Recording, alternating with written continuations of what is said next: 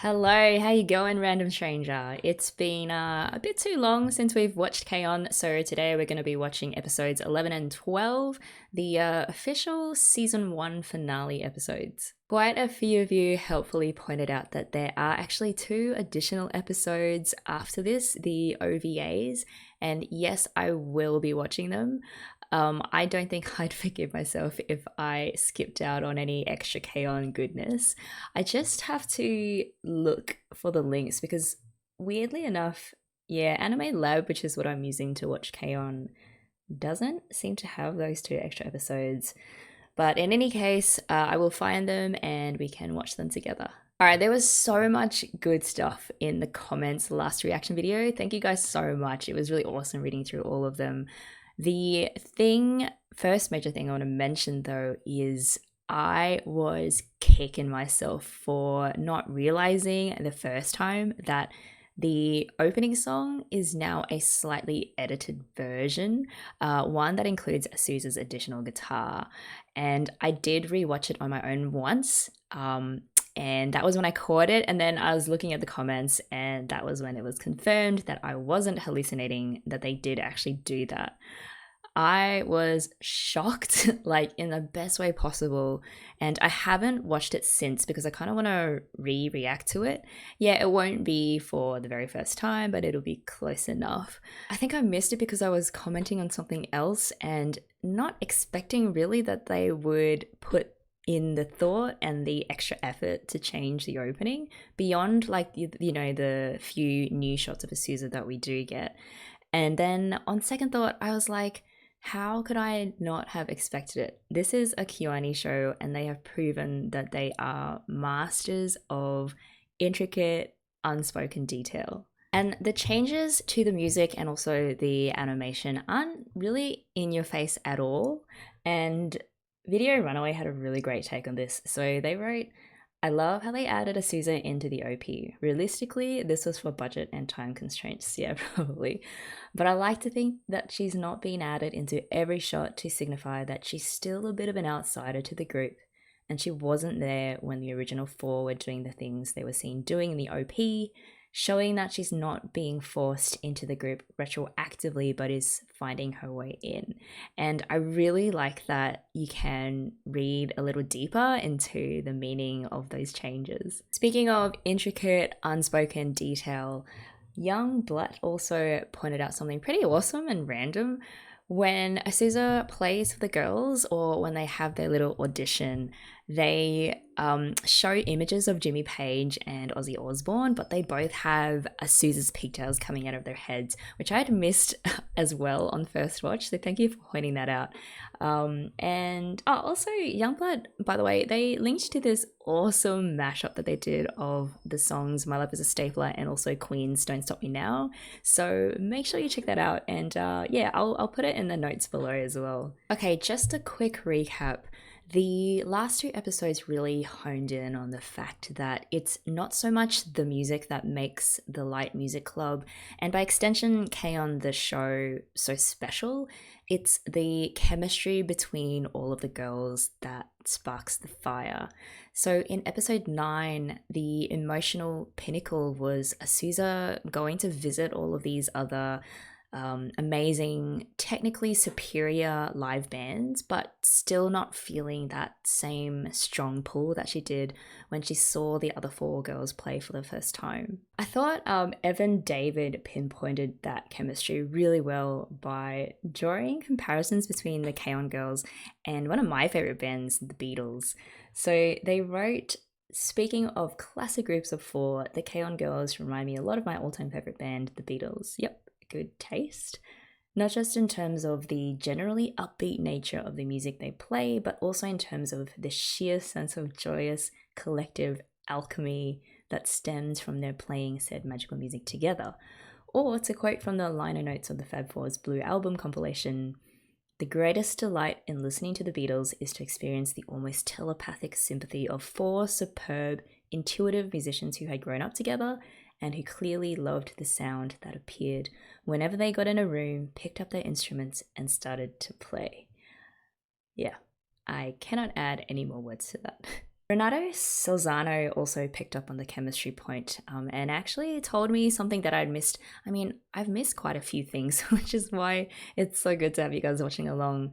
And that is that not only are their personalities really different, but each of the girls actually come from very different musical backgrounds, which, when blended together, creates that magic. So Ritsu and Mio are into the rock music. Mugi was classically trained, and then we found out last time that Azusa was actually brought up by jazz parents. And Yui, well, Yui had the castanets, so let's just say, like, I don't know, rhythm-based music. The point is, their diversity includes musical diversity as well, which is really cool. Last time I also asked for random facts and I got some more, so thank you to ATW Studios and Isino Alpha for clearing up the use of senpai, which I don't think I've come across before, but is used in Japanese to express respect for a senior or a mentor. And that explains Yui's weird reaction to Asuza calling her that. As a Cantonese speaker, we also have certain designated terms for people who are older than us or who are in the year above us, but it's really not that commonly used in everyday conversations, unless we're in a more formal situation. I would never address someone who was in the generation above me by just their names, but it seems like in Japanese, and I think the same applies to Korean as well, they have a similar system. They use terms like senpai and kohai a lot more, and even between people who are very close in age to them as well, which is really interesting to find out. Last random fact, thank you to David Myford, who brought up cat ears. Apparently, they are a thing in Japan. I've not seen enough anime really to have known this, but I find that very interesting. And the Sledge did confirm that moe anthropomorphism is a huge thing in cosplay. And I have a feeling that cute girls who are also animals is a whole other rabbit hole that we could go down. Whether I will choose to is another matter. Who knows? There might be another anime down the track where we will get more into this phenomenon. But it was just nice anyway to have you guys sort of signpost these things that I can note for future reference. All right, I think that's pretty much it. I hope you guys are ready for episode 11. If you are, let's do this in 3, 2, 1. Play.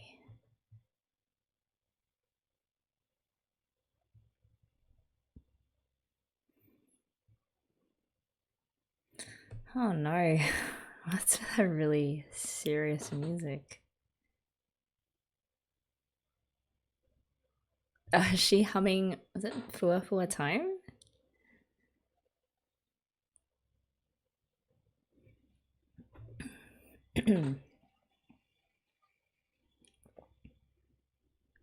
Oh, the infamous rice incident. That's, of course, she would have a recording.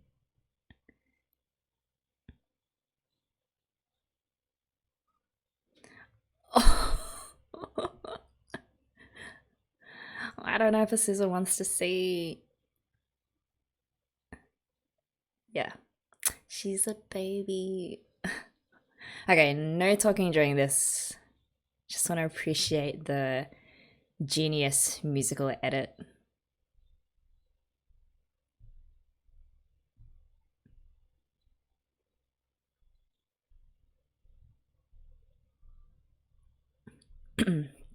I do love that Asusa has joined this group officially now.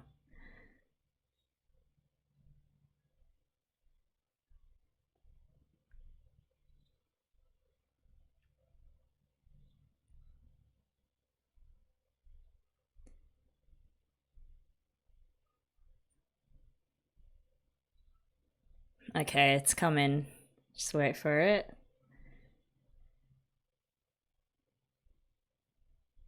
There we go.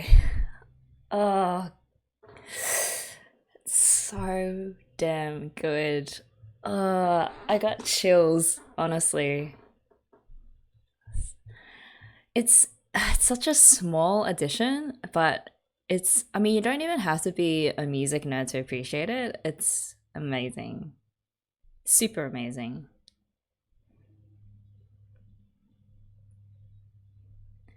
Whoever had the idea to just include that extra riff in, it's brilliant.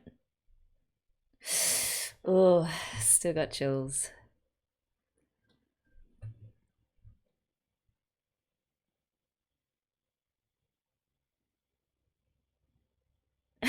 Oh, poor Mio.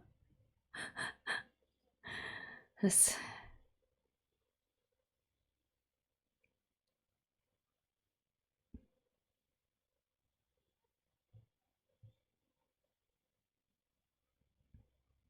Oh yeah. The grandma voice. Look at Azusa's face. Just such a little kitty. Mia finally over the trauma.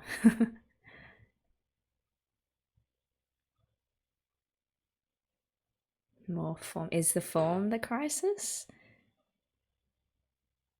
I mean, Nautica can just usher them in, right?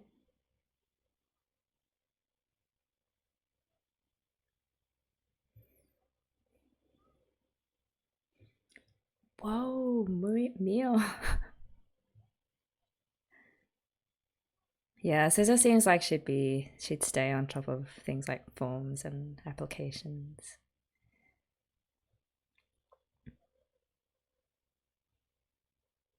Do they have one?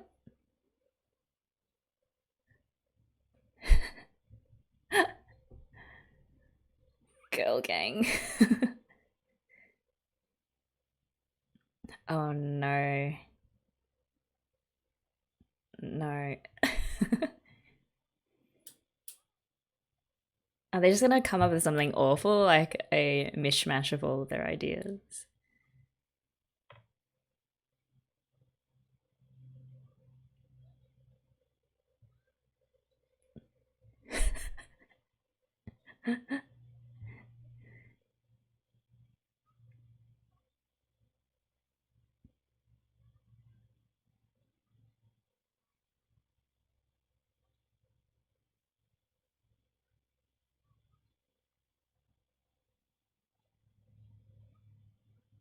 Actual practice.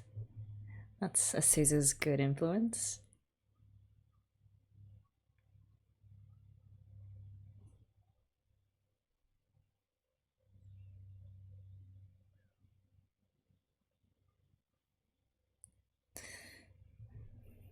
Never.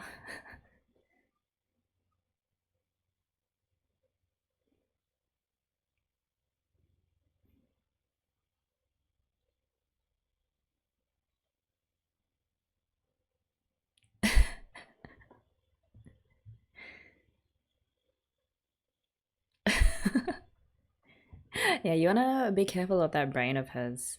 You don't wanna overheat it too much.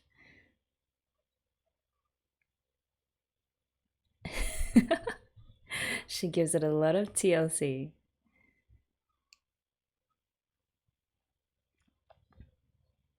I'm surprised Saoka Sensei didn't give them like a primer and instrument maintenance. Oh yeah, okay. She just is there for the cake. Fair enough. Oh, is this the same one that Mugi's family owns?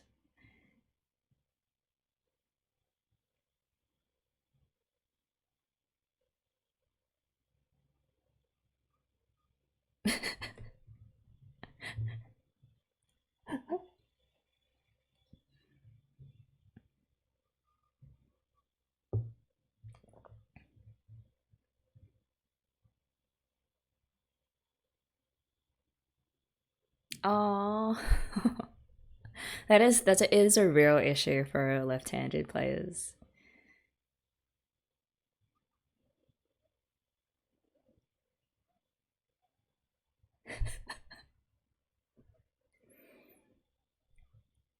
Well, Just put it on Moogie's credit card. You're fine.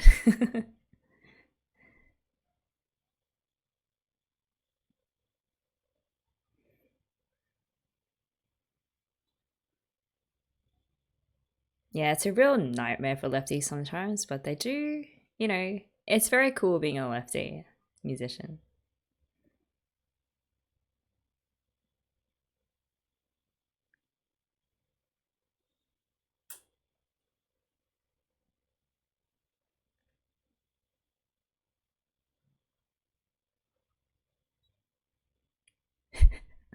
And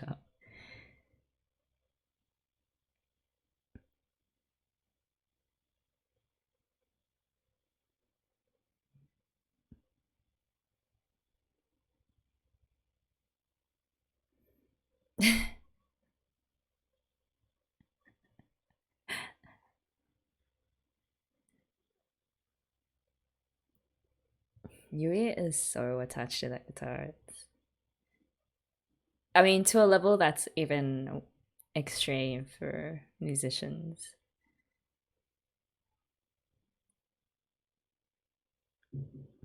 That's a full blown relationship with that guitar.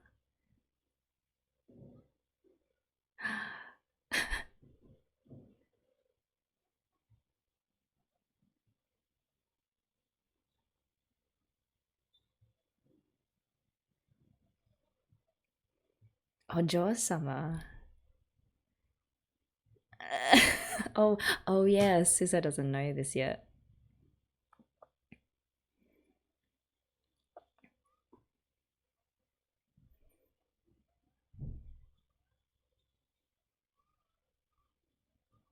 And also, Mugi doesn't seem to have any siblings, so I guess she would be the sole heir to all of this.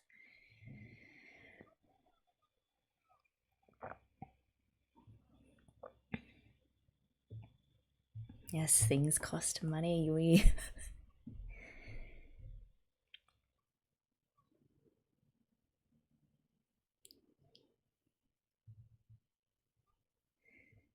Mugi, come on. It's not even an issue. They're there with Mugi. Oh dear. Perish the thought.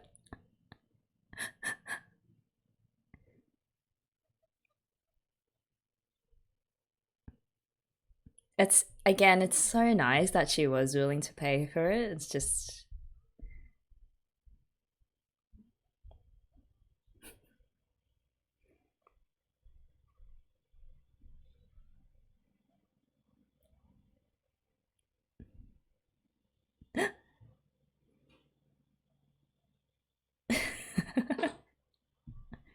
this is such a different vibe. She is like a little kid.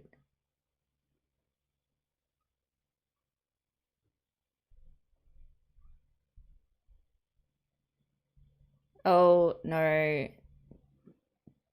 Did her bass guitar snap? No.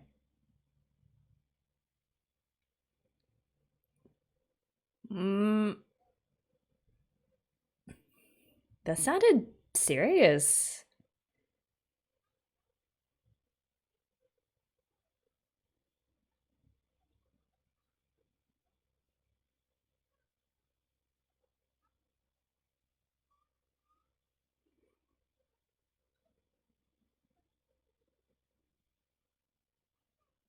Wait, what's going on? Did something happen between these two?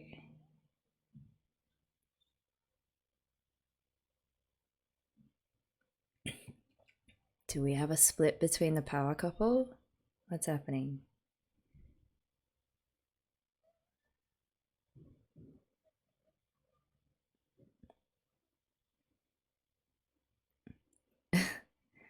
Well, this is an interesting combination though. We've never seen just these three together.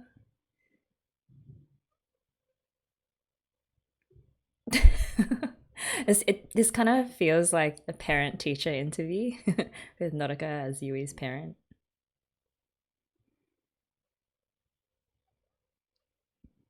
Um,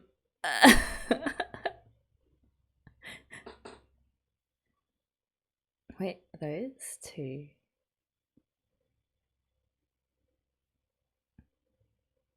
Is this Ritzy's idea? Is she really jealous?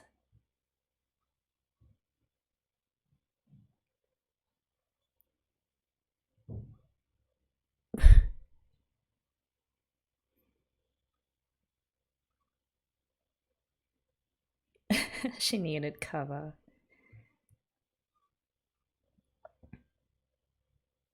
Oh, and those two are in the same class together. Like,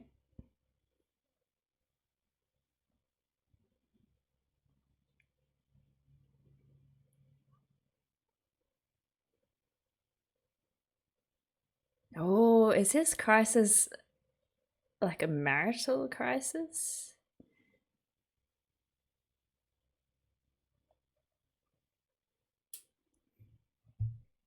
Oh my god.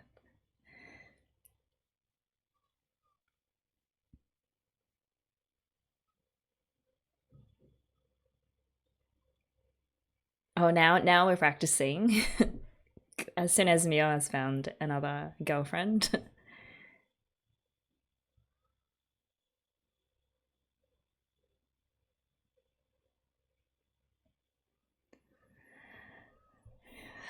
But she's gone about it the wrong way. Just talk to her.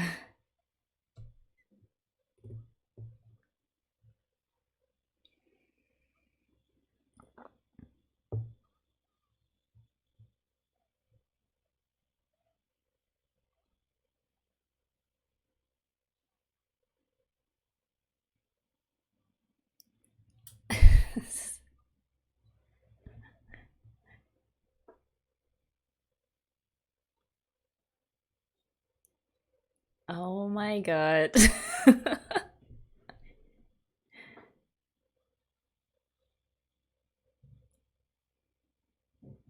It's like, mom and dad, stop fighting.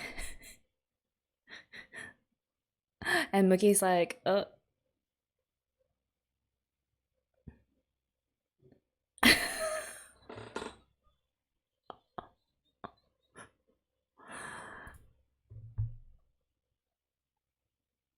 And no, it did work. The parents are like, oh my gosh, we've messed up our kid. Okay, we better, like, not do this in front of her.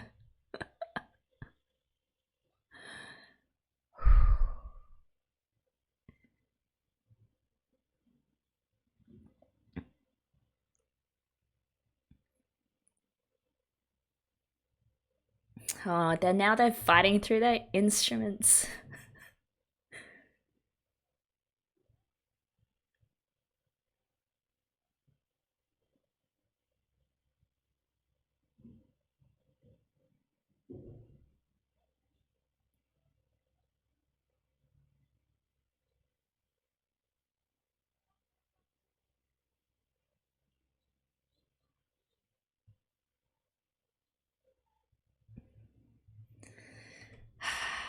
They gotta talk to each other, man. Just sort it out, sort it out.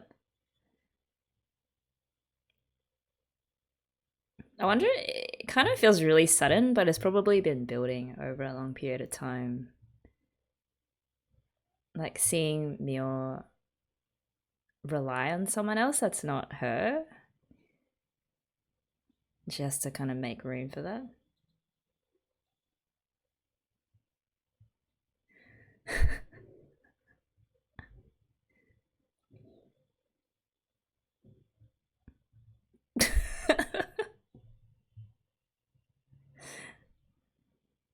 Oh, okay. Maybe a bit of projection going on. Oh, Yui. Ugh. Just has no mouth filter, that girl.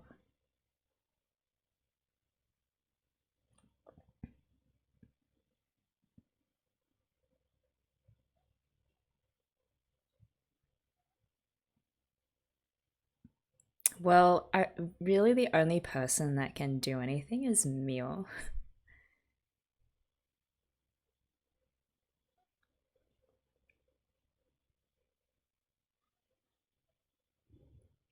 A replacement, really? Wow, that's stepping it up.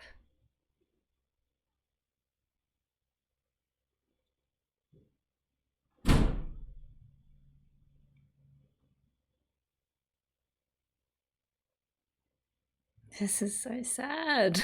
What the?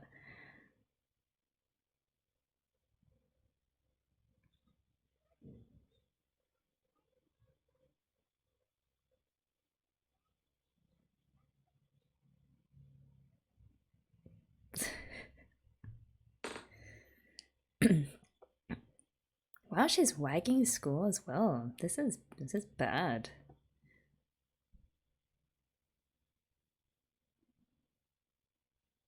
I mean, it's not Mio didn't do anything wrong though. It was just Ritsu not really knowing how to handle, you know, normal high school things. Your friends finding other friends. Although in this case, because it's her girlfriend, maybe it's a little bit different.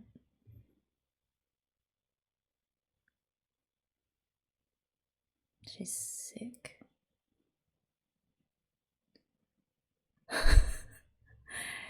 Are you kidding me? I was gonna say, you can tell that it's her from her footsteps. That's insane.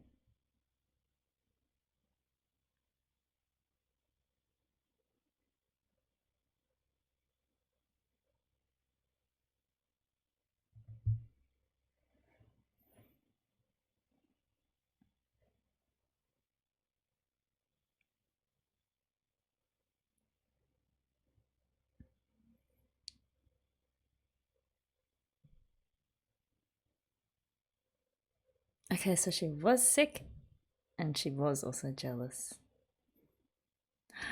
I've not, that soft voice from Mia I've not heard before.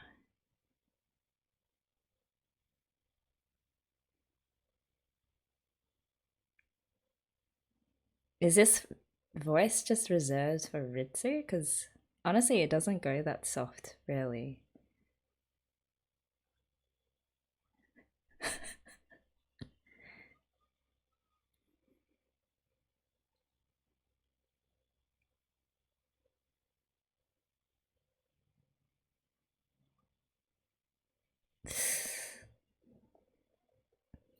No.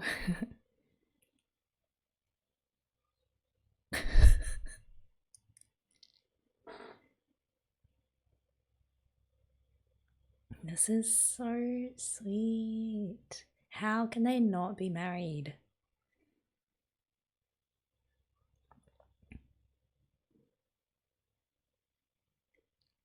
They held she held hands with her until she fell asleep. Come on. Yui is like, oh, I want in on that too.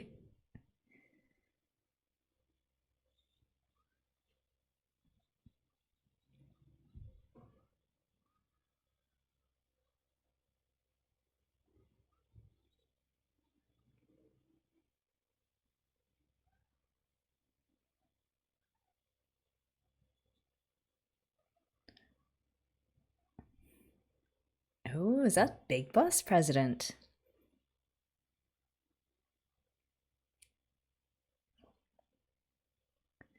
Oh, and this is Nodoka, and then Ritsu is like, okay, you're cool. You can hang out with my wife.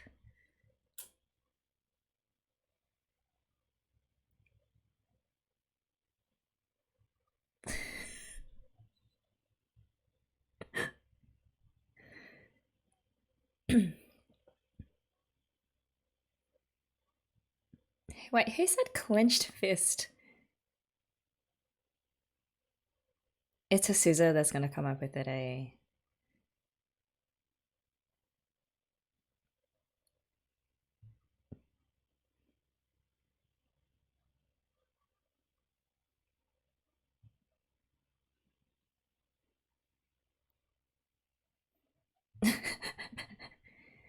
Oh, Sawako sensei.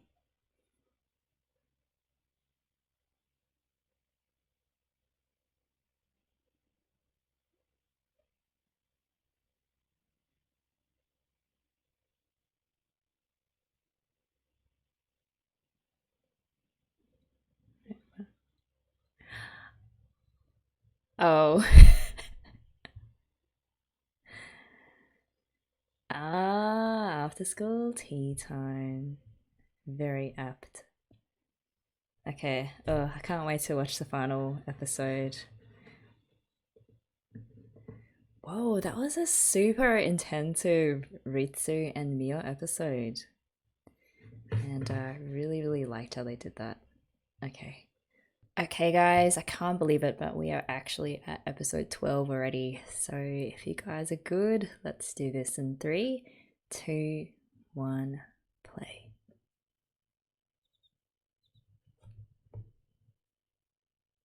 Oh, wait.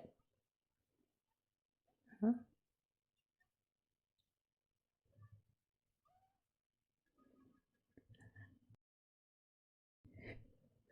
What is happening? Is this a Yui dream? Yeah.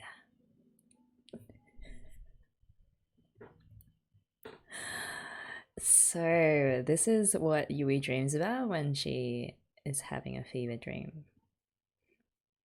Well, I mean, last time I did say that the relationship between you and Mugi is kind of defined by food, so it kind of makes sense.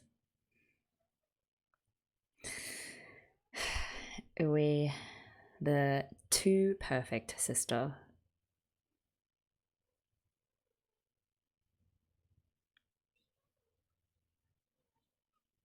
Wow. I mean, if you had Ui as a sister, you'd probably want to stay sick permanently just to get all those goodies. Did Ritsu pass on the sickness?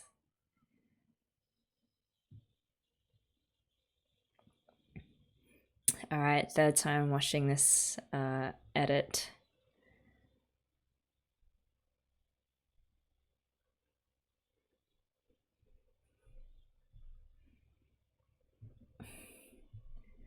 By the way, I'm going to say it again. I'm so glad that we got the last episode that focused the magnifying glass on Ritsu and Mio's relationship. Just another aspect of it, like how deep their reliance on each other goes. And when one of them seems like they're sort of, they're not straying, like Mio's not straying, it's more. Wait, sorry, I really need to listen to this part.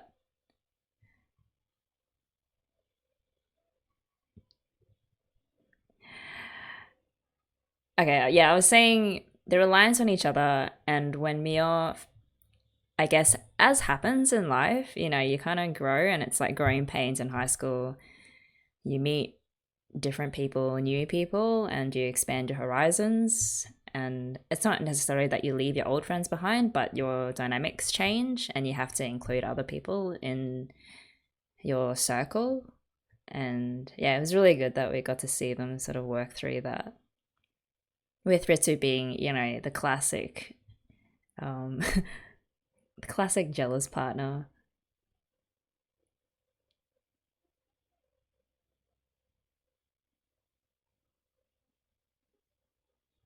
Caesar looks really mature there.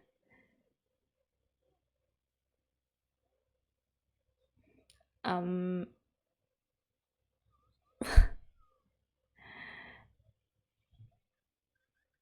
oh, I guess they're back to their old, old married couple ways.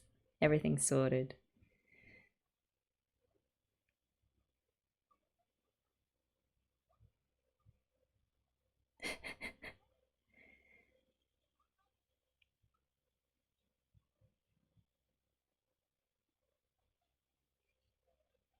Not again. So Sawako Sensei does make all of their outfits by hand. No. Oh.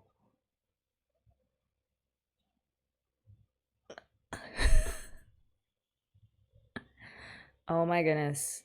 Wait, are you kidding me? Is Mia into this as well?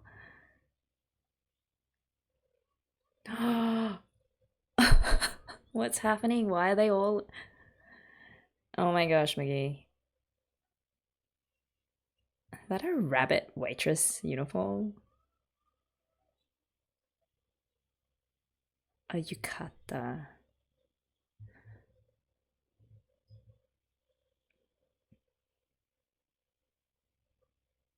Wow, what was it? They were all into it except for Ritsu. Ritsu was the one being responsible there.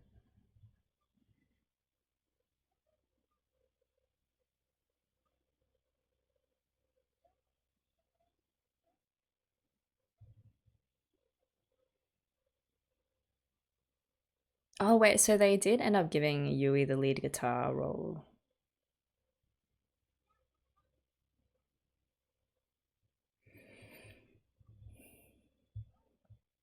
Well, I mean, Asuza could probably do it in her sleep anyway.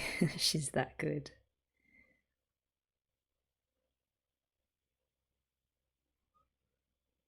Tadaima.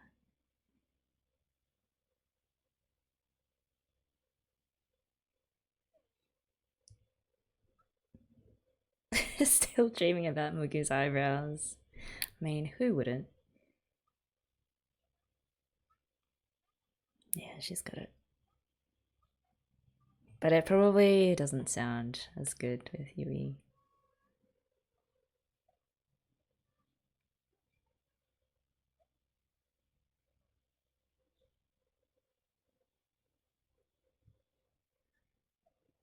Ugh, she'd be like, in this day and age, she'd be put in quarantine.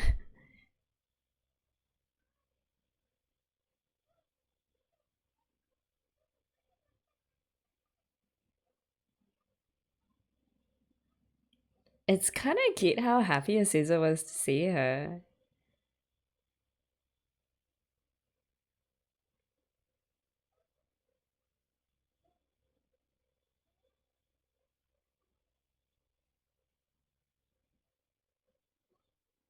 Wait, what's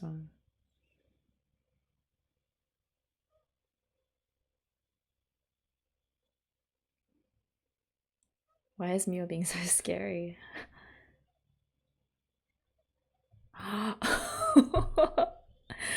They lost their chaos. Wait, the moon has turned to blood. Wait, so she got sick and then it switched on some kind of technical competency and now it doesn't sound as good. That's so hilarious.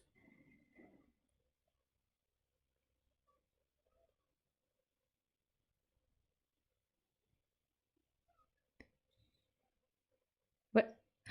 Oh. Too formal, too perfect. Okay. Let's.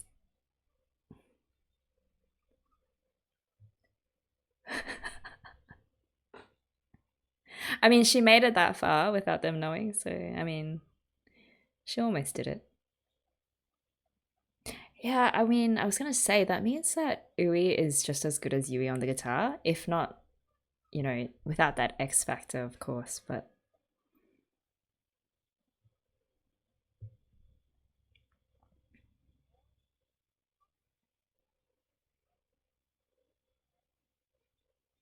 wow, Ui really went all out for this.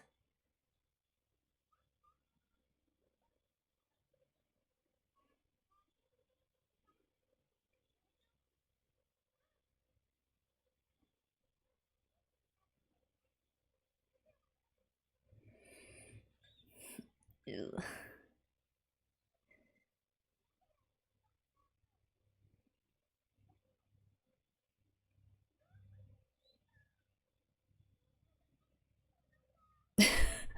What was that like stumble towards the guitar?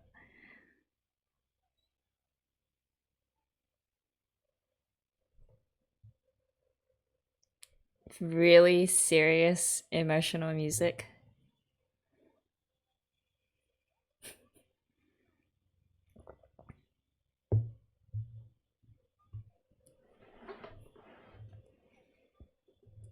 Wow.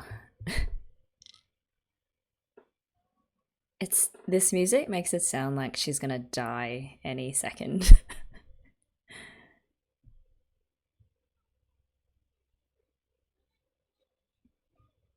Oh, the baby is so invested in the Light Music Club now.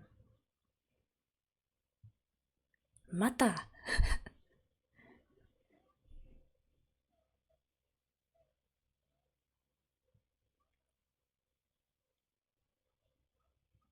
Makes sense. Right, so it's all of them or none of them. That's very touching.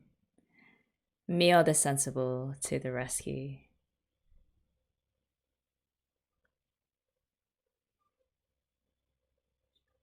Caesar really was gonna run straight for the door at the thought of not having Yui play with them.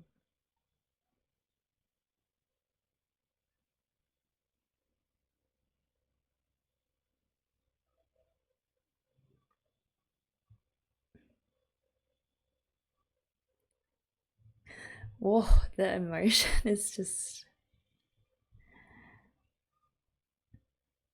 came out of nowhere.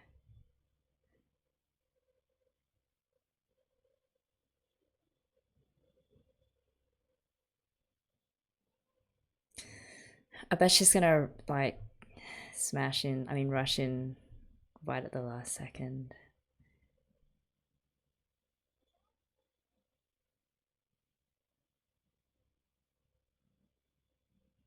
And they all look so down too. They probably couldn't play the same without Yui. It's so interesting to see how close Asuza is to Yui now. Given how like kind of put off at the beginning she was with Yui's clinginess.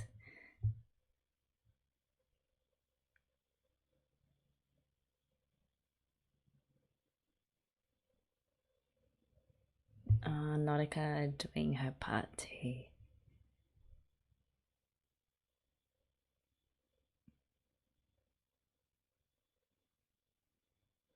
Huh? What? It's like a random crayfish just popping out. I love that this is the castanet music of Yui's childhood.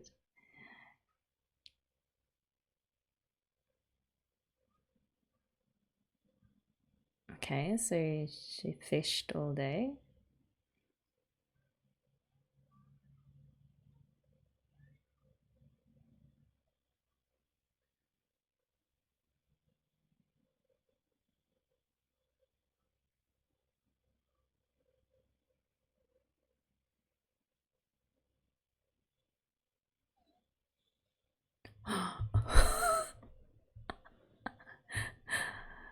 So the moral of this story is that Yui will freak you the heck out. And that as well. Or should just forget about a cold.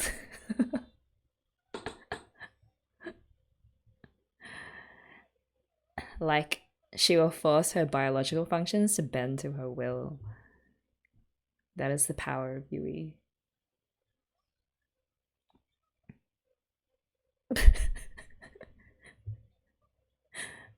I mean, that's not useful. That's cute.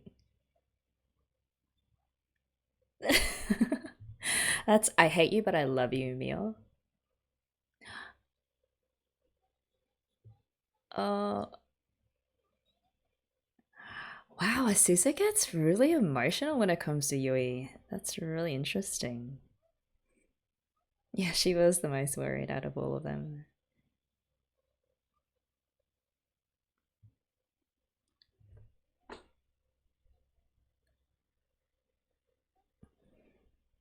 Wait,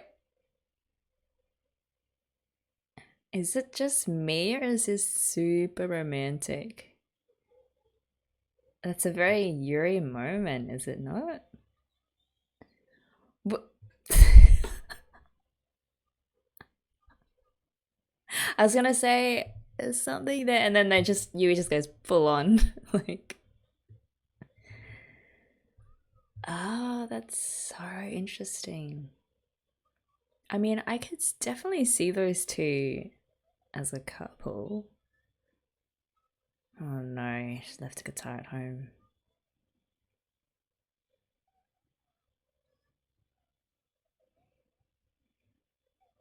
Like their personalities are complete opposites, which is sort of why it makes them such a good couple.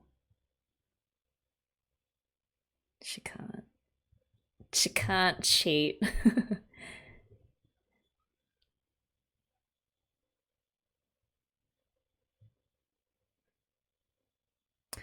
Oh, do we get another song?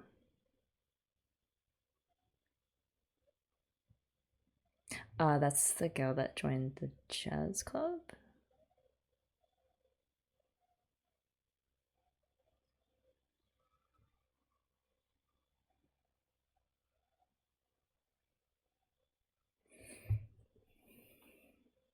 Oh, so cute, dressed in their yukatas.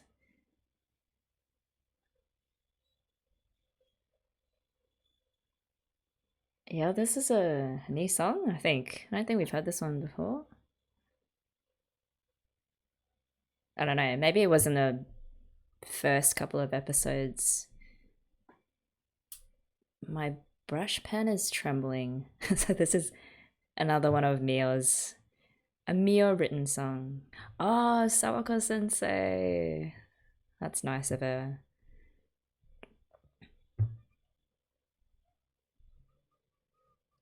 This is, yeah, just reminiscing the first episode when she thought she was late.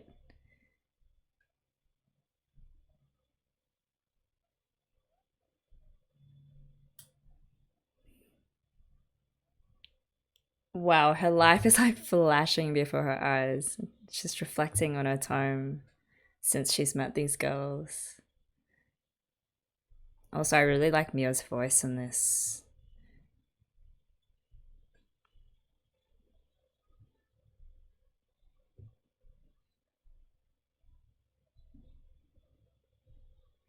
Sorry, ballpoint pen.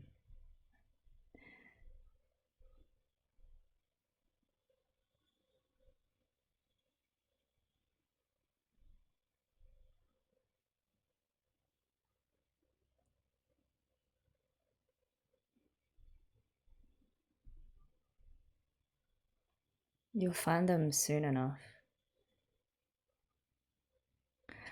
Uh,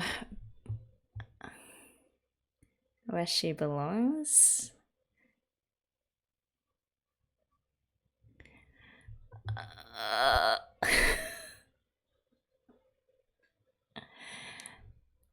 basically, she's saying she's found her life's purpose. This is the light of her life. And she'd die for it, basically. That reflection bit paired together with that song was perfect.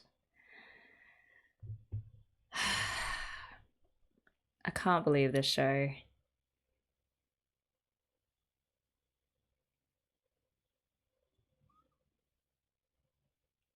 Oh, we're gonna have another rice moment? No, okay.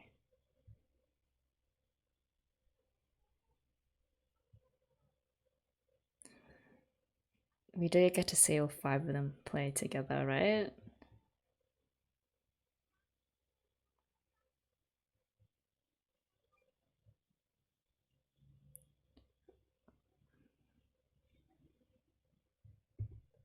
Oh. Look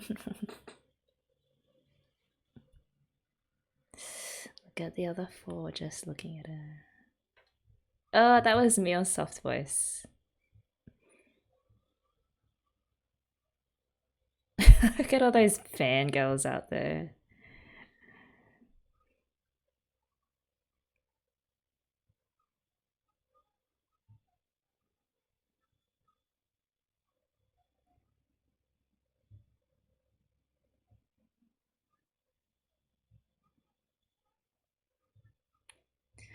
Man, this is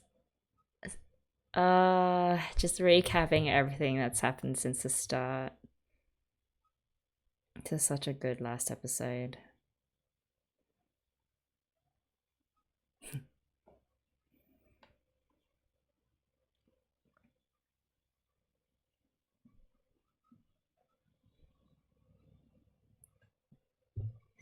Oh, what are they gonna sing? Yes. The full version. Come on. Come on, girls. With the Sousa this time as well.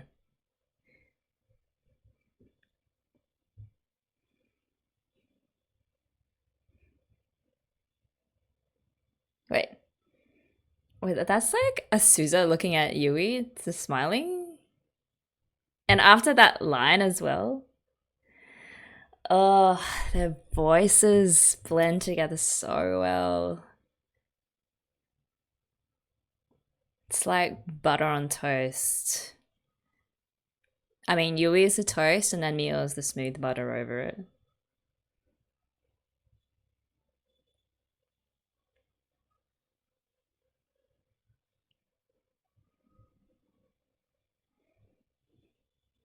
Oh, are they singing along as well?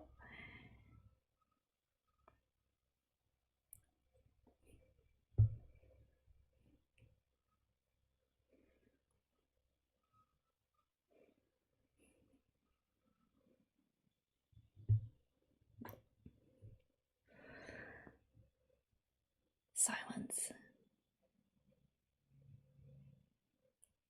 Oh,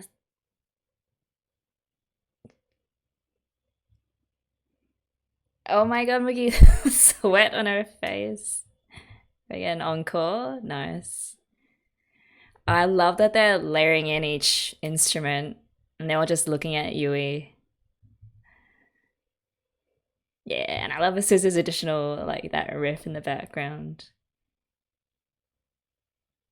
Man, they riff off each other so well.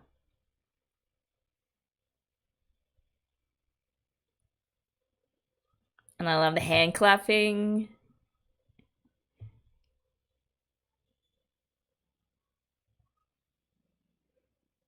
And these shots of like the empty club room. And now there are 5 bags put together. It's I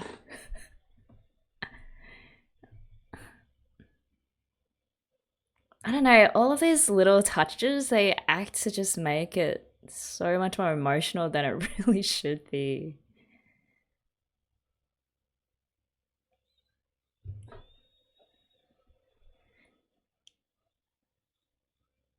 The end.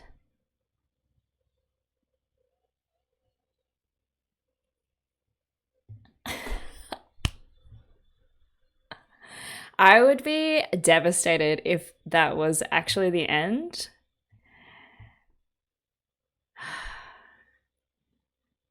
Man, that was such a perfect end to a short season. I mean, it's only 12 episodes, but it feels so full because of the emotional journey that you take with these girls. Wait, did they add a Sousa in this one as well?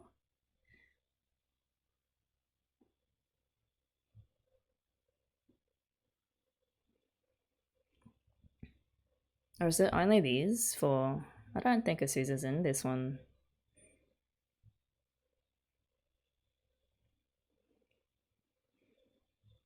I think this might be the last time that we get to listen to this ending, right? Because I'm sure they must change the endings for the new season.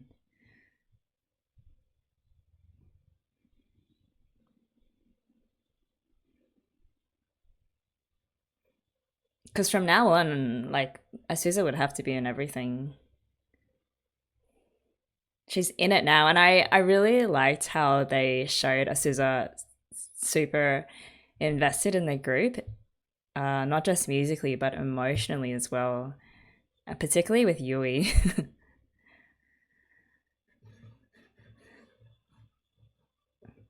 Oh, is that like the OVA?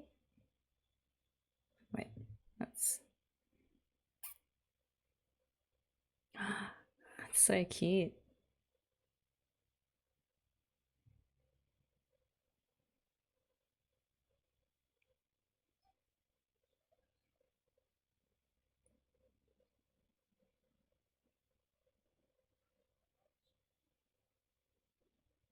Oh, it is Winter Days. Okay, yep. I will find that somewhere and we can watch it. Okay, guys, we have reached the end of season 1, sort of. There are so many thoughts in my mind right now. I'll probably have to sit on some of them and really think about how far the show has taken us, but just instinctively, it felt like these last 2 episodes really ramped up on the emotional development side of things. In episode 11, it was the crisis between Mitsu and Mitsu. I did it again. Mia and Ritsu, who technically were the very first two members of the club and who form its, I can't really say that they're the two that form the emotional heart of the group because I feel like Yui fills that part in quite well, but they're the two really strong personalities that keeps the band marching along in their very own unique ways. And it was their strong connection with each other as childhood best friends that attracted Yui and Mugi to join in the first place. Them seeing that initial chemistry between Mio and Ritsu, and I guess that's how it all really started. So to see them splinter a bit because of a third party, a completely innocent third party, by the way, was kind of heartbreaking. And I'm glad that they sorted it all out within that one episode and were able to reiterate to each other how much they do rely on the other person and that they can grow and let other people in without diminishing the special bond that they have and will always have. It was also amazing to see the kind of dynamics that all five of them have during that conflict. It was so clear to me that Mio and Ritsu are the mums. Asuza is the baby who cannot fathom that her mums would fight at all and could be anything else other than completely in love with each other. And Yui and Mugi are like the older siblings who comfort the baby and are like, don't worry, just give them time and they'll sort it out on their own. That was all very cute and I have to watch it again. All right, episode 12. What to say about episode 12?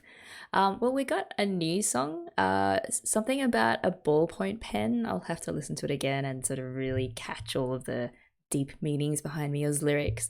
But to have that awesome song play as Yui was rushing to get to them in a way that was recalling episode 1 was, again, surprisingly emotional and really captured the growth that Yui herself has personally made from, a happy sloth in human form to a really ambitious sloth in human form who has discovered the one thing that she can be really passionate about and love to the core of her bones, which is what we're all looking for, I guess, in some way. It takes some of us a little bit more time than high school to figure it out, but when you do find that thing that sets your soul on fire, it's a really a happy day. And it was so great to see Yui be able to discover and articulate that, and to also see her band family surrounding her and becoming the full embodiment of that passion as a group. I don't even know if half of the things coming out of my mouth make any sense, so I'm going to stop it here. I'm sure I must have missed things from these last two episodes, so I'd love to hear what you guys thought of them. And my concluding thought, I guess, would be I'm so glad that there are more episodes of KyoAni after this. I remember someone commented that they loved the show so much that they actually put off watching the last few episodes for several weeks just to stave off the sadness of it having finished. We're not quite there yet, so it's okay, but I think I'm starting to understand. All right, I'll see you guys next time for the OVAs, and I hope you have a wonderful week or weekend, and take care.